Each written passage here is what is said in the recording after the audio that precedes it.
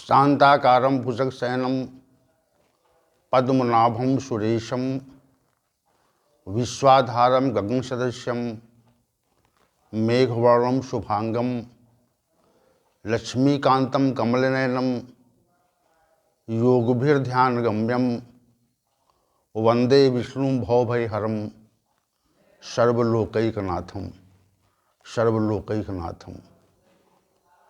वसुदेवसुतं देवं कंसचाणूरमर्दनं देवकी परमानंदम श्रीकृष्णं वंदे जगद्गुरुं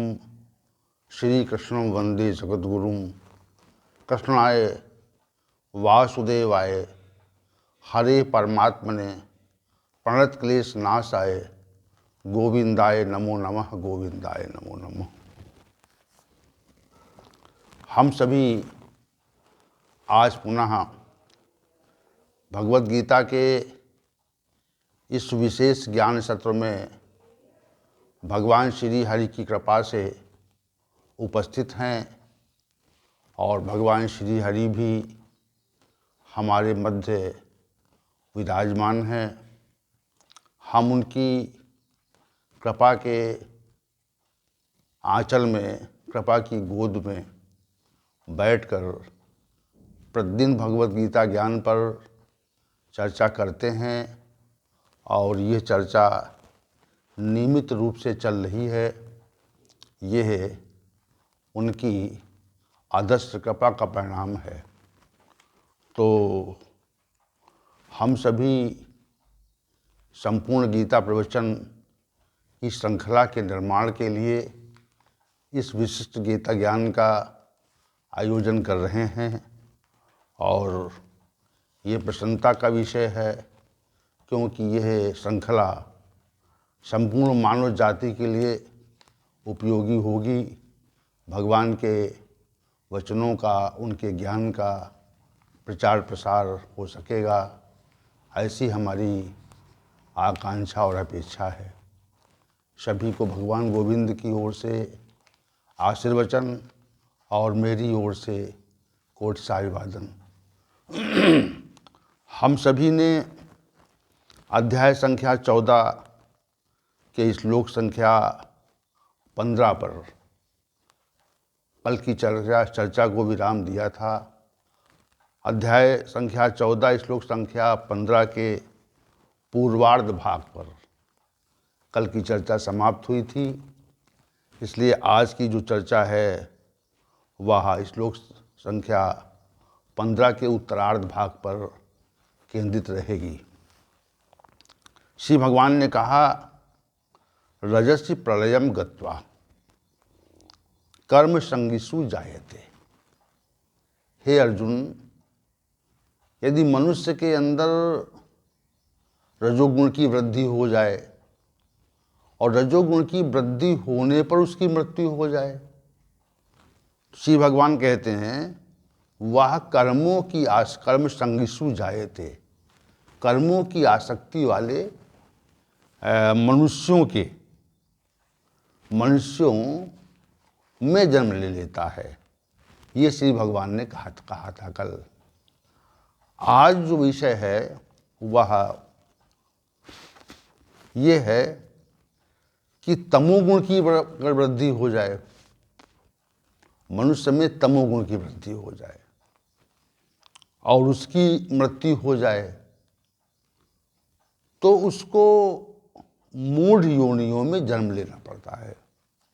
ये सिद्धांत, तीसरा सिद्धांत है। ये सत्वगुण की वृद्धि में मृत्यु जब होती है तो उस मृत्यु के उपरांत मनुष्य को श्रेष्ठ कर्मों के करने वाले जिन लोकों में रहते हैं तो उन लोकों में स्थान मिल जाता है। और यदि रजोगुण की वृद्धि के समय मनुष्य की मृत्यु हो जाए तो उस मनुष्य को कर्मों की आसक्ति वाले मनुष्यों में जन्म मिलता है। और तीसरा जो सिद्धांत स्थापित किया कि तमोगुण की अगर वृद्धि हो जाए, यदि मनुष्य की मृत्यु उस समय हो जाए जब तमोगुण बढ़ा हुआ हो, श्री भगवान कहते हैं ऐसे मनुष्यों का जन्म जो है वह मूढ़ योनियों में होता है। अब मूढ़ योनियां क्या हैं? जहां पर मूढ़ता है। आज का विषय, आज का जो केंद्रीय विषय है वो यही है कि तमोगुण के बढ़ने पर मनुष्य की यदि मृत्यु हो जाती है तो उसका जो जन्म है, अग्रिम जन्म है, वह मूढ़ योनियों में होता है। अभी पहले तो मूढ़ योनि को समझे कि मूढ़ योनि क्या है, और उसके पश्चात इस सिद्धांत के बारे में कथन हो। तो मूढ़ का अभिप्राय है जहां पर मूढ़ता हो। जैसे संसार के प्रत्येक प्राणी में ज्ञानेंद्रियां भी होती हैं, कर्मेंद्रियां भी होती हैं, मन, बुद्धि और अहंकार नामक तत्व भी होता है। अब आप ये विचार करेंगे कि ये जो पशु पक्षी हैं, इनमें कहाँ मन, बुद्धि और अहंकार होता है? होता है। जैसे कोई पक्षी उड़ना चाहता है, वो पृथ्वी पर बैठा हुआ है और उसको किसी कारण से उड़ना पड़े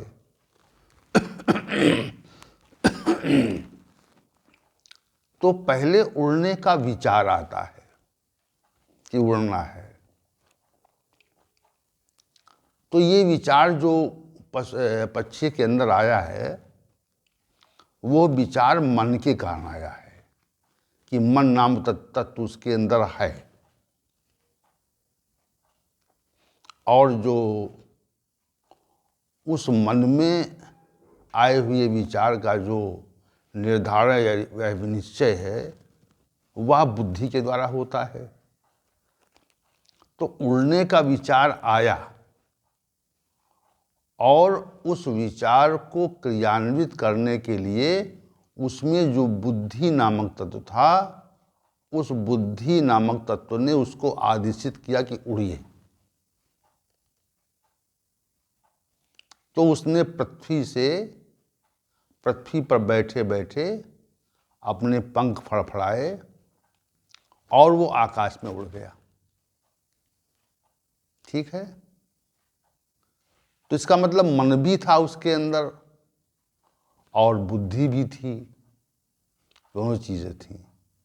मन बुद्धि अगर न होता तो ना तो उसके अंदर उड़ने का विचार आता और ना वो उड़ता। तो ये स्पष्ट होता है कि उसके अंदर मन भी है और बुद्धि भी है। दूसरी बात, जैसे जंगल में अनेक प्रकार के पशु रहते हैं, कुछ हिंसक भी हैं, कुछ शाकाहारी भी हैं, कुछ मांसाहारी भी पशु रहते हैं वहाँ पे। जैसे किसी एक पशु ने दूसरे पशु को देखा और उसको लगा कि इससे हमारे जीवन का खतरा है, तो वह जो पशु है वह सजग हो जाता है। उसकी नेत्रेंद्रियों, देखिए नेत्र काम कर रहे हैं उसके, नेत्र या कान के माध्यम से वो ये जान जाता है कि अमुक जो पशु हमारे सामने खड़ा हुआ है वह हमारे जीवन के लिए घातक है, हमारा जीवन जा सकता है उससे। तो देखिए उसमें जो इंद्रियां, ज्ञानेंद्रियां थीं, तो ज्ञानेंद्रियां भी उसके अंदर है। नेत्रेंद्रिय नामक ज्ञान इंद्रिय ने उस पशु को देखा और देखने के पश्चात उस पर विचार किया कि यह जो पशु हमारे सामने है ये हमारे जीवन के लिए घातक है। तो जब ये उसने जान लिया तो उसने तत्काल जो है, अब उसके अंदर दो बातें हैं। यदि उस पशु का प्रतिरोध करने की क्षमता उसके अंदर है, मुकाबला करने की क्षमता है, तो वह प्रयास करता है कि इसका हम मुकाबला करें। तो एक विचार ये है। दूसरा विचार है कि वह अपने को सक्षम नहीं पाता है। देखिए, दोनों प्रकार के विचार उस पशु के अंदर से उठ रहे हैं। ये मन का विषय है कि इसका हम मुकाबला करने की स्थिति में हैं या नहीं हैं। तो विचार भी उठ रहा है और विनिश्चय भी हो रहा है।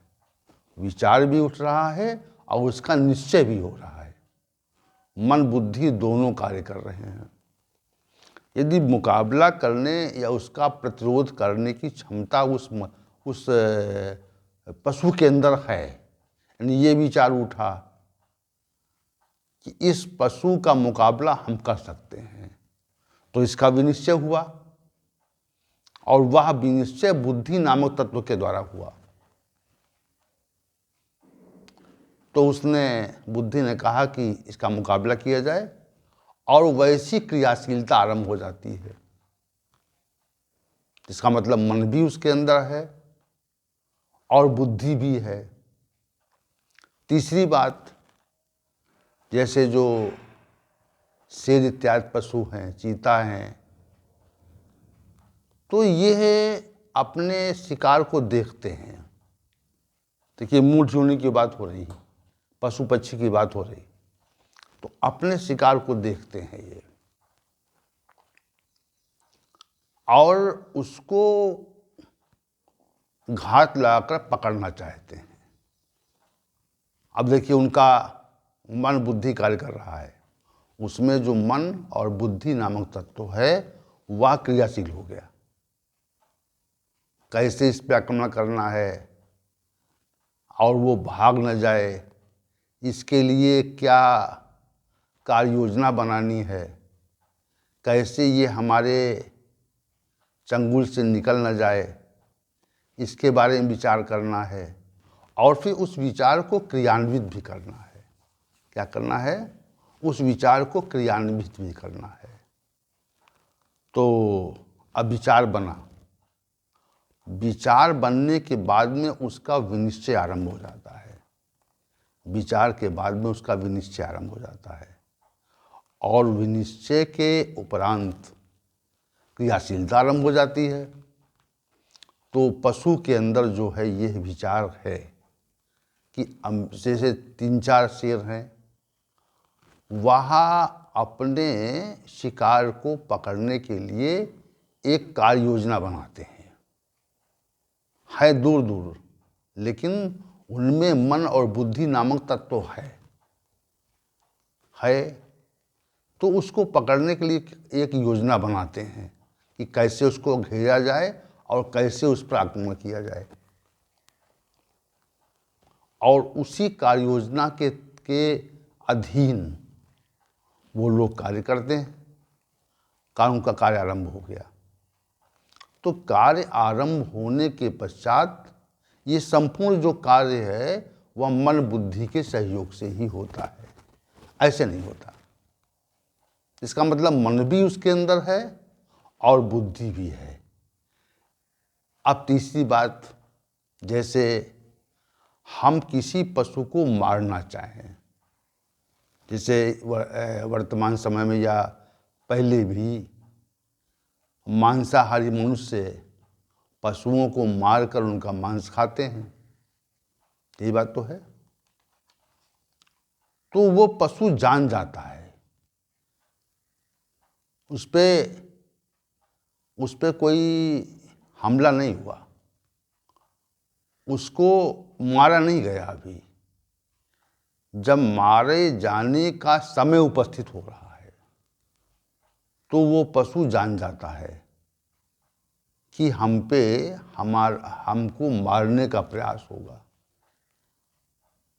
तो ऐसा कुछ ज्ञान उसके अंदर कैसे प्रकट होता है कि हमको ये मारेंगे, हम हमारी हत्या कर देंगे। तो ये ज्ञान जो है, ये बोध कि हमारी हत्या करेंगे, तो यह ज्ञान प्रकट होता है। वो मन और बुद्धि का विषय है।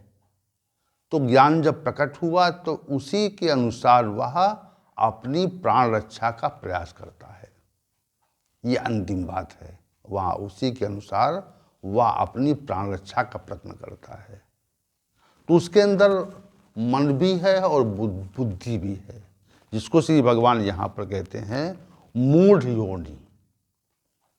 पशु पक्षी कीट, जैसे एक चींटी है वह भाग रही है, तो उसे भागने में अगर आभास हो जाए कि उसकी प्रतिकूलता का आभास हो तो वो अपने को रोकती है। देखिए कितनी छोटे से जीवों में मन भी है, बुद्धि भी है, और जहाँ प्रतिकूलता का आभास समाप्त होता है वैसे वह पुनः चल देती है। तो उसका रुकना और उसका फिर चलना ये प्रकट करता है कि मन बुद्धि उसके अंदर है। अब तीसरी बात, अहंकार है कि नहीं है। जैसे आपने किसी बैल को या गाय को देखा होगा, जब वह प्रतिकूलता देखती है तो जो उसके अंदर आक्रमण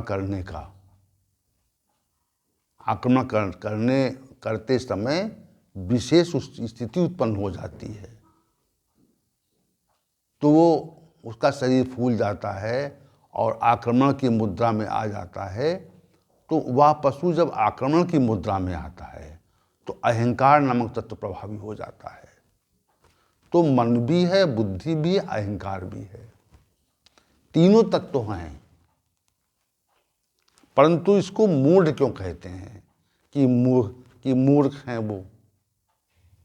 से मनुष्यों में भी वही तत्व हैं, प्रत्येक प्राणी में होते हैं। क्योंकि अपरा प्रकृति के जो 8 तत्व हैं, श्री भगवान ने जिनका उल्लेख 8वें अध्याय में किया है, भूमि आप अनल वायु खम मनो बुद्धियोच अहंकार इतियम में भिन्ना भिन्ना प्रकृति अष्टा। 8 प्रकार की हमारी प्रकृति है। तो 5 महातत्व और 3 जो हैं वह अंतःकरण। तो ये जो मनुष्य की प्रकृति है, जो अपरा प्रकृति है, उसी से तो शरीर का निर्माण होता है। तो शरीर का निर्माण जब अपरा प्रकृति से होता है तो वो तत्व प्रत्येक प्राणी में रहते हैं, प्रत्येक जीव में रहते हैं। ये हम कह रहे हैं यहाँ पे। अब वो मूढ़ क्यों हैं? मूढ़ इसलिए कहे जाते हैं कि उनमें अपने बारे में, अपने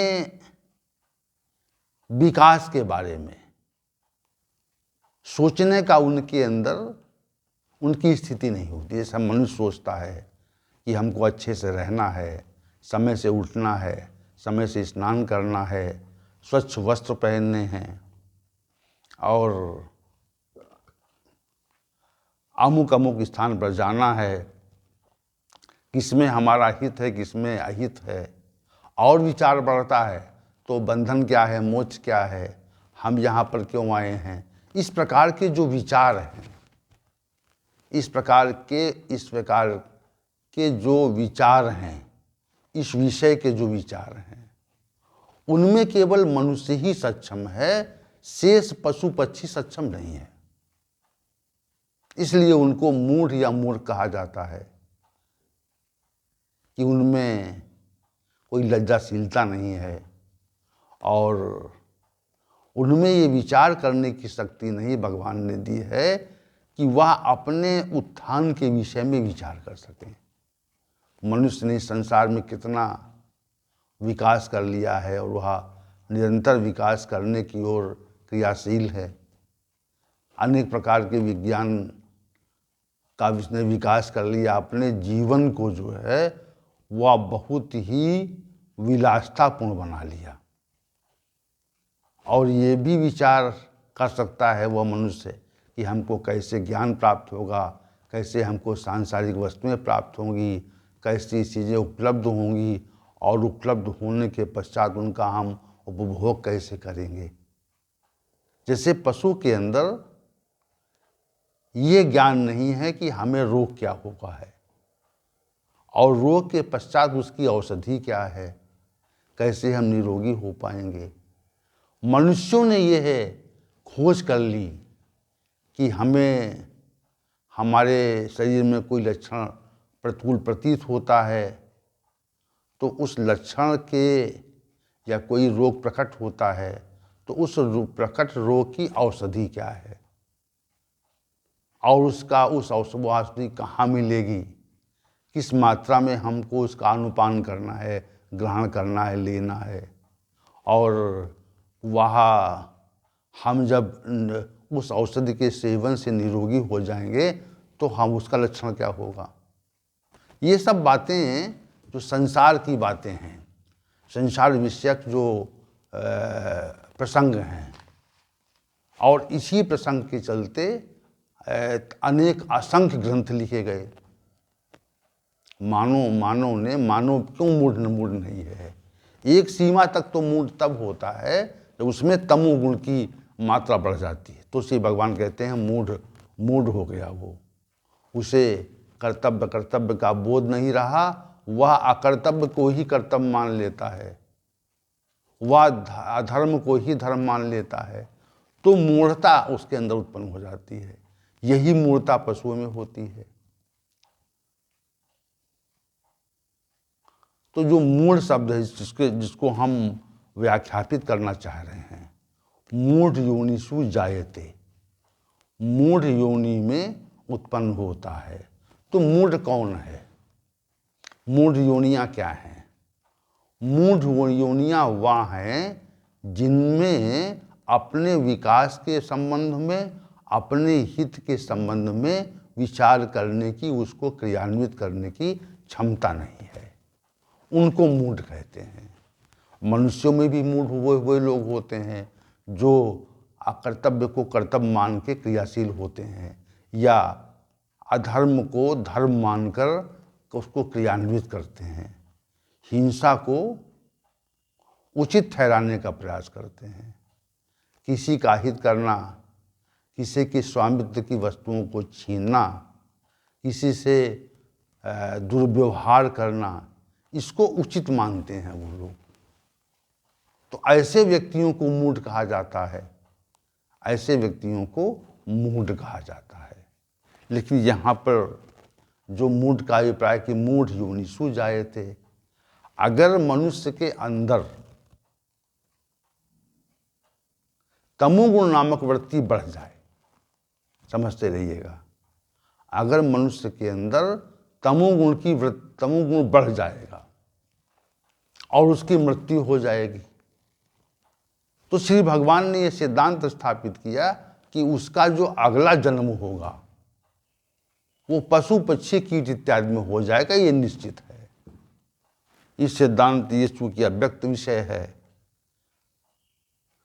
इसलिए इस पे जो श्री भगवान का कथन है कि तमोगुण के बढ़ने पर मनुष्य का जन्म मूढ़ योनियों में होता है।